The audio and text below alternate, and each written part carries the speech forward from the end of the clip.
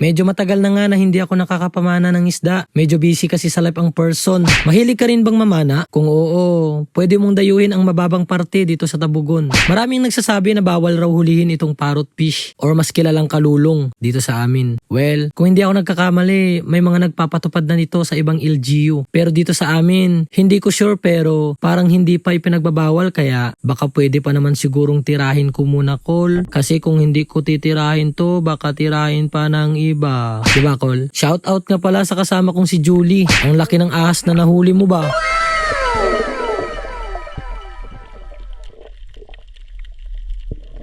Ito naman pangalawang huli ko. Isang siganid. Hindi ko na masyado nakunan ng video kasi baka makatakas. Tinira ko na agad kasi ulam na yan. Mamaya mawala pa eh. Ito naman nagtatago pa. Isang kilawan. Ano pagkalao mo sa akon ha? Labo yung gid ko it mata. Abtik pataya it mo lagat, Col. Kita tikaw. Etong sayo.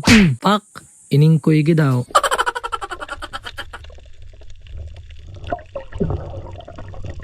Ito naman indangan yata, tawag nila dito. Tatakbo pa sana pa loob to ng bato. Eh di ba sabi ko abtik taya mamana bay ha? Namiton taya sa bawan hinduna, Col.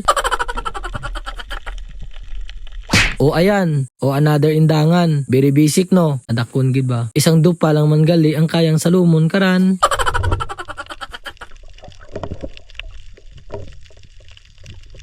At eto, medyo bahol-bahol gid man niya. Rano, nakita mo ran? Naga-color blue gid ang mata. Galaway-laway gido. Ang isdang yan, kahit nakapikit ka pa, kayang-kaya mong tirahin. Yan kasi ay hindi yan gumagalaw. Tingnan nyo ako, nakapikit pa ako dyan. Pak! Sa pool pa rin. Daw bugtong kabahol ba? Nalugi ko ruman akong manghod nga si Bernie Boy. Namit gid sa bawan duna. Ha ha!